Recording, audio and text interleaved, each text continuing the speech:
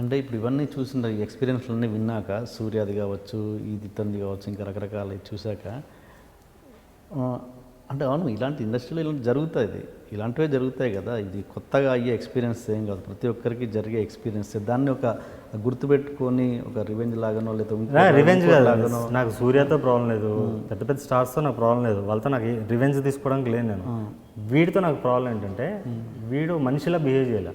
నేనున్న సిచ్యువేషన్ని వాడు ఎక్స్ప్లోర్ చేసి వాడు టైంపాస్ చేశాడు నాతో. అలా ఎవరు చేయలేదు నాతో ఇప్పటివరకు. నాకు ఎక్కడో ఒక ఆర్టిస్ట్గాను ఎక్కడో నాకు రెస్పెక్ట్ ఇవ్వకపోతే అక్కడి నుంచి బయటకు వచ్చా, కానీ వాళ్ళతో నాకు ఎవరి మీద రివెంజ్, నాకు చిన్నప్పటి నుంచి ఎవరి మీద రివెంజ్ ఉండదు. నాకు ఒక వెంజెన్స్ అనేది ఉండదు. I'm very positive personality. కానీ వీడు చేసింది మాత్రం వెంజెన్స్ కాదు, నాకు అదొక ఇన్స్పిరేషన్ అయింది, నాకు స్ఫూర్తినిచ్చింది. వాడు అలా చేయడం మంచిదే అయింది. ఓకే, వీడు చేయడం నాకు నచ్చలేదు. ఎందుకంటే నువ్వు ముందు ఎలా ఉన్నావు, తర్వాత ఎలా ఉన్నావు, అంత కాంట్రాస్ట్, అంత డిఫరెన్స్ ఉండకూడదు ఒక మనిషిలో అని నా ఫీలింగ్. నేను హట్ చేయలేదు ఎప్పుడు ఆ వ్యక్తిని, నన్ను హట్ చేశాడు, ఆడుకున్నాడు నాతో. Okay okay. ఒక క్రియేటర్ మైండ్లో ఇవన్నీ నిలిచిపోకూడదు అన్నది నా ఉద్దేశం, అంతే. అదే లేదు, అది నిలిచిపోవడం వల్లే నేను ఈరోజు యాక్ట్ చేశాను ఈ సినిమాలో. ఓకే ఓకే, ఇప్పుడు 11 క్రాఫ్ట్ చేయడానికి, అందులో యాక్ట్ చేయడానికి వాడు వన్ ఆఫ్ ది రీజన్స్.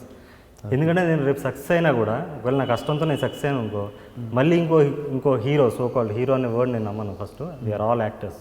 మళ్ళీ హీరో డేట్స్ కోసం డైరెక్టర్ వెయిట్ చేయాలి. అది పరిస్థితి ఇండస్ట్రీలో. నేనే ఒక యాక్టర్ అయితే నేను వెనకుండి ఇంకో కొత్త యాక్టర్లు ముందు పెట్టి నడిపిస్తాను నేను సినిమా.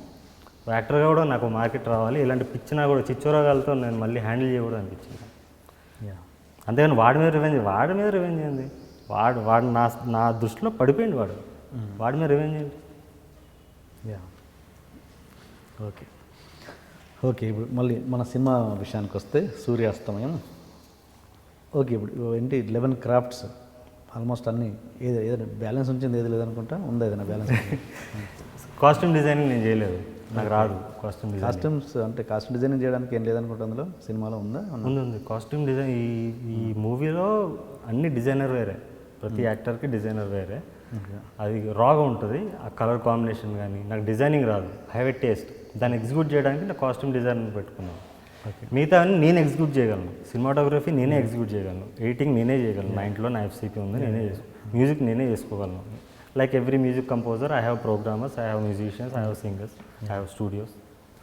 కానీ దీనిలో స్పెషల్గా ఇప్పుడు సపోజ్ ఫైట్స్ అండ్ కొరియోగ్రఫీ వీటన్నిటికీ మరి యూనియన్ కార్డ్స్ ఉండాలి కదా, అలా లేకుండా చేయొచ్చా? ఓ director can do anything in 24. అది ఉంది కదా, రూల్ ఉంది కదా, 100%. ఇది యూనివర్సల్ రూల్ అది.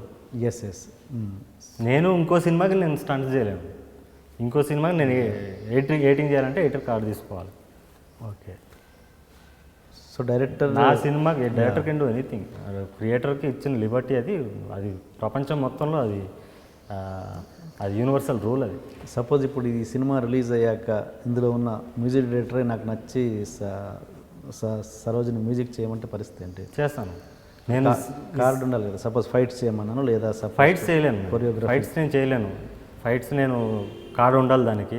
లేదా కొరియోగ్రఫీ నేను చేయలేదు ఈ మూవీలో. ఫైట్స్ చేయాలంటే డాన్స్ కొరియోగ్రఫీ నేను చేయలేదు, సాంగ్స్ చేయలేదు. ఫైట్స్ చేయాలంటే you should have union card. నాకు లేదు, యూనియన్ కార్డ్ లేదు. నేను దీంట్లో ఫైటర్స్ని కూడా వాడలేదు. ఫైటర్స్ని పిలిచినా కూడా రాలేదు వాళ్ళు. మాస్టర్ లేదు, మేము రాలేమండి, మీరు కావాలంటే వేరే వాళ్ళతో మామూలు కంపెనీ ఆర్టిస్ట్తో చేసుకోండి అంటే కంపెనీ ఆర్టిస్ట్తో నేను చేశాను ఫైట్స్ కంపోజ్ చేసి. అందులో సెకండ్ హాఫ్లో 2 ఫైట్లు ఉంటాయి. ఒక ఫైట్ 5 అవర్స్లో తీశాను, ఒక ఫైట్ 2 అవర్స్లో తీశాను. ఓకే. అంటే తర్వాత ఎవరైనా ఆఫర్ ఇస్తే కనుక అది పోలేని పరిస్థితి కదా. స్టంట్స్ పోలేము, స్టంట్స్ అయినా మ్యూజిక్ అయినా లేదా ఇంకోటి. మ్యూజిక్ ఎందుకు పోలేం? మ్యూజిక్ వెళ్తాం, ఎడిటింగ్ చేయగలను, సినిమాటోగ్రఫీ చేయగలను. I can do anything. Card అవసరం లేదా? దాని కార్డు ఎందుకు? సినిమాటోగ్రఫర్ ఎందుకు కార్డు? సరే యూనియన్లో కార్డు యూనియన్ కార్డు తీసుకుందాం, ఇచ్చి అది ఇస్తారు. స్టంట్స్ ఇవ్వరు, ఎందుకంటే స్టంట్స్ అనేది వాళ్ళ పెట్టుబడి, వాళ్ళ జీవితం. ఒక స్టంట్ మ్యాన్ తన జీవితమే తన పెట్టుబడి. వాళ్ళని మనం ఓవర్టేక్ చేయకూడదు. దాంట్లో నాకు ఇంట్రెస్ట్ కూడా లేదు. నా సినిమా కూడా నేను చేసుకున్నాను, కానీ వేరే సినిమా నేను చేయను. ఓకే. మ్యూజిక్ పరంగా ఏంటి కంప్లీట్? సరోజ్ అసలు పాడకుండా కూడా పాడలేడు, బట్ ఎట్లా నొటేషన్ ద్వారా మొత్తం నడిపించేది ఎట్లా? పాడడం అంటే పాడతాను, నా గొంతులో పాడతాను, పిచ్చి గొంతులో. నేను కోంపల్లిలో ఉంటాను అండి. కోంపల్లి బ్రిడ్జ్ దాటి ఒక అడవిలో ఉంటా, ఒక్కడనే ఉంటా. ఫ్లాటా? ఒక ఇండిపెండెంట్ హౌస్, అంటే అడవిలో తక్కువ రెంట్ ఉంటాయి అక్కడ ఒక్కడనే ఉంటా నేను ఏమన్నా మధ్యలో ఏమన్నా తినాలనిపిస్తే నేను కుకింగ్ ఏం లేదా? కుకింగ్ కాదు, నేను డైట్లో ఉంటాను. నేను కీటో డైట్ చేస్తుంటా. సో కొంచెం లేకపోతే చైనీస్ డైట్ అని చెప్పి సో అన్నీ ఈజీ టు మేక్ అనమాట. ఓకే. సాలాడ్ చేసుకోవడం, కట్ చేసి చేసుకోవడం, లేకపోతే కీటో డైట్లో ఉన్నప్పుడు గ్రిల్ ఓటీజీ ఉంటుంది నాకు. సో సర్వెంట్ మేడ్ వచ్చి క్లీనింగ్ చేస్తుంది, నేను ఈ మాత్రం చేసుకుంటా. Already stock. మెయిన్ రెవెన్యూ ఏంటి సరోజ్కి? మెయిన్ ఇన్కమ్, డే ఇన్కమ్ ఎట్లా ఇప్పుడు ప్రజెంట్? అంటే ఇంకా ఏం డైరెక్ట్ ఏం? నా ఫస్ట్ మూవీ అప్పుడు నేను సినిమా ఆఫీస్లోనే ఒక రూమ్లో ఉండేవాడిని, నా సెపరేట్గా ఉండేది. నాది నడిచిపోయేది. నా ఫస్ట్ మూవీ రిలీజ్ తర్వాత, పోర్కల్ రిలీజ్ తర్వాత, అప్పుడు నేను ఫస్ట్ టైం ఫ్లాట్ తీసుకున్నాను బయట రెంట్కి. నాకు వాటర్ క్యాన్స్ టిన్నుల్లో దొరుకుతాయని తెలియదు. తెలియక రోజు 2 లీటర్ వాటర్ బాటిల్, నా అసిస్టెంట్ కూడా లేరు, సినిమా సక్సెస్ అవ్వలేదు, అందరు పారిపోయారు, ఎవడు ఫోన్ చేస్తే వాళ్ళు లిఫ్ట్ చేయలేదు. సర్లే అని చెప్పి నేను ఫ్లాట్ తీసుకున్నా, ఒకడే ఉండేవాడు, తీసుకున్నా. వాడిని కూడా పంపించేసాను. నా మొహటం నా మీద సింపతి చూపించిన నాకు నచ్చదు. పంపించేసి నేను రోజు 1 లీటర్ 2 లీటర్ వాటర్ బాటిల్ తెచ్చుకునేవాడిని. ఒక రూమ్ మొత్తం అవి పడేస్తూ ఉండేవాడిని. అలా 2 మంత్స్ తర్వాత ఇలా పడేస్తే వెనక్కి వచ్చింది బాటిల్. వస్తే చూసే ఏందని చూస్తే మొత్తం నిండిపోయినాయి. అప్పుడు ఏం చేయాలో అర్థం కాక వాడిని పిలిచి సర్వెంట్ మేడ్ వచ్చేది, మంత్లీ పెట్టుకునేవాడిని. ఆ వచ్చి తలుపు కొట్టేది, నేను నైట్ అంతా పడుకోను, పగలు పడుకునేవాడిని. 10 o'clock తలుపు కొడితే నేను 3 సార్లు నాక్ చేయమ్మా, బెల్ రింగ్ చేయి, నేను లేకపోతే కనుక వెళ్ళిపోనేవాడిని. ఆమె నెలకి 2 రోజులు 3 రోజులు పని ఉండేది ఆమెకి. తర్వాత ఆమెను పిలిచి ఆ డోర్ ఓపెన్ చేసి ఇవన్నీ తీసి బయటపడే అమ్మ అంటే, ఆమె ఇన్ని చూసి ఇన్ని ఉన్నాయండి సార్ అంటే, అదే వాటరు మరి నాకు రా అంటే, సార్ క్యాన్లు దొరుకుతాయి అని చెప్పి వాళ్ళ హస్బెండ్ ఆయన వచ్చి, ఆయన కూడా పక్కనే వాచ్మెన్ కింద పనిచేస్తాడు, క్యాన్ కనెక్షన్ తెప్పించి క్యాన్లు పెట్టించిండు. అప్పుడు దాకా నాకు వాటర్ క్యాన్ కనెక్షన్ దొరుకుతుందని నాకు తెలియదు. అంటే నాకు సివిల్ లైఫ్ తెలియదు, నేను దీంట్లోనే ఉన్నా, నాకు బయట లైఫ్ తెలిసేది కాదు. ఓకే.